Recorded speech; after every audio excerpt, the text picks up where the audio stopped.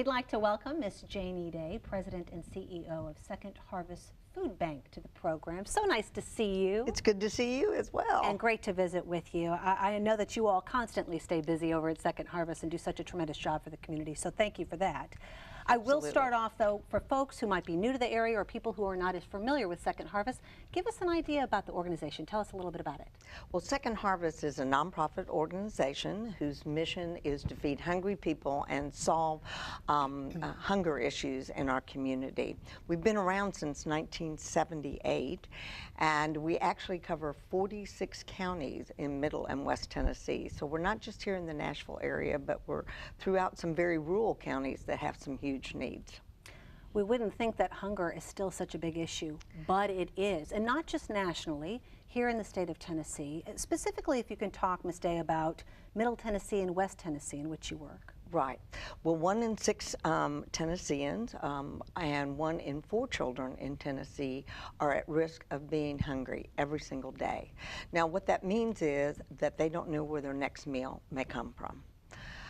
It's a very staggering figure. It is one that I never thought would be that high. But hunger is, and people think sometimes it's in certain pockets in certain neighborhoods, but really hunger could be your next door neighbor. It could be the person that you sit next to in the church pew. It could be one of the children that your child plays with at school. Hunger is very much alive in this country, but it is a problem that we can solve if we all work together. Something I think that's so special about Second Harvest are the programs that you all have implemented over there, and several, throughout the years.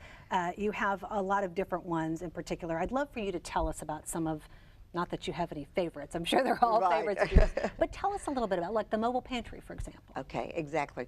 Well, we actually partner with over 450 nonprofit agencies, and what that means is they are have a food component as part of their program, and we solicit the food from the food industry, and then we redistribute that food back out to help them feed their clients. Could be a school pantry, could be a low-income daycare center, could be a senior citizen center. All of those organizations qualify. The mobile pantry is probably one of my favorite programs. I love them all, but that probably has to be one of my favorite because you really have direct contact with clients directly. And we take out about 15,000 pounds of food on one of our trucks. We work with a local agency or church group in that community that has identified a need for families that need groceries for a certain amount of time. They then qualify those candidates and those clients, and then they arrange for us to bring the food out. It will be comprised of non-perishable food items as well as perishable food items, because we're very concerned about the nutrition of our community and how people are eating, and we hope that they'll be eating better and healthier because that makes for a stronger community. Absolutely. You also have the backpack program. Yes, we were talking about a little bit about this right before this program started. We actually were one of the first 5 food banks in the country to start that backpack program. And it's for children who are at risk of hunger.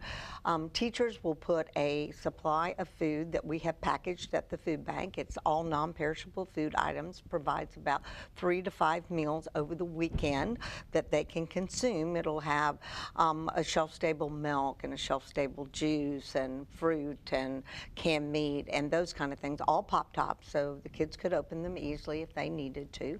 But teachers identified this as a huge issue because they were seeing children come back on Monday and not able to concentrate, not able to learn, had a lot of disciplinary problems, a lot of health issues. And so they actually came to food banks all across the country and said, can you help us? Wow. We think part of the issue is these kids are food insecure, and we know if they have food and it's good and it's nutritious, they can learn. So we're very closely tied to the educational success of all of our communities because food is such a huge component of that. Absolutely. And I would like to talk a little bit about here in just a moment about the food insecurity, but let's talk about how you determine the types of programs in which you end up coming up with for the organization itself? Sometimes they're driven by the community needs in that community. You know, we have a lot of seniors and we have a lot of children that are very vulnerable, and so we want to create the kinds of programs that they can benefit from.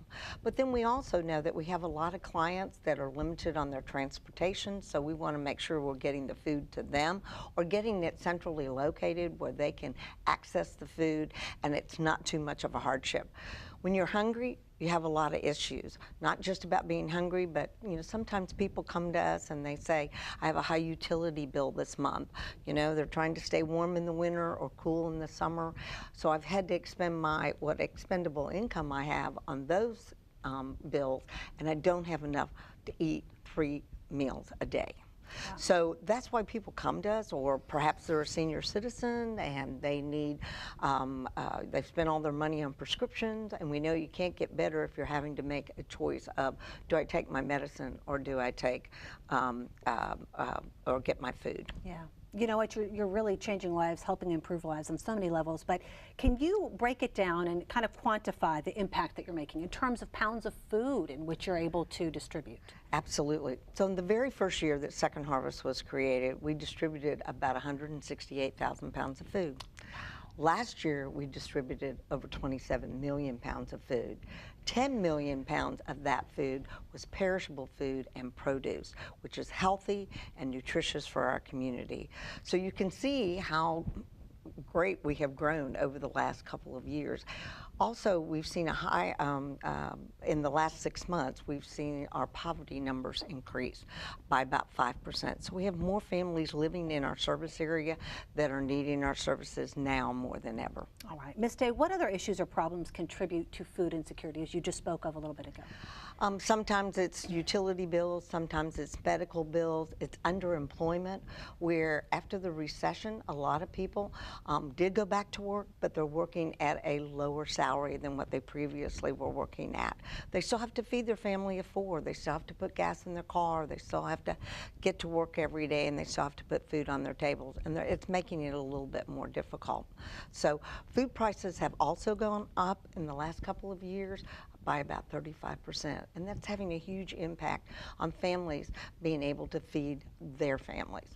All right. If somebody needs personal assistance, how can they be helped by Second Harvest? They can go to our website, secondharvestmidtn.org, and there's a lot of different information on there where they can go in their own community, whether it's in the city of Nashville or outside Nashville. They can also call us at 329-3491. We'll be happy to answer any questions that they may have. People can do food drives if they want to help their neighbors.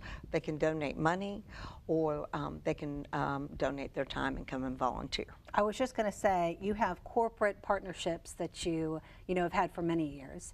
You have an excellent team of employees, but you also need the community's help in terms of volunteering. Absolutely, absolutely. Can't do it without the community. It's all about the community. All right. Well, President and CEO of Second Harvest Food Bank, Ms. Jaynee Day, it's so nice to visit with you. It's nice to be with you. Congratulations on all the success you all have had. Thank you. Thank you for your time.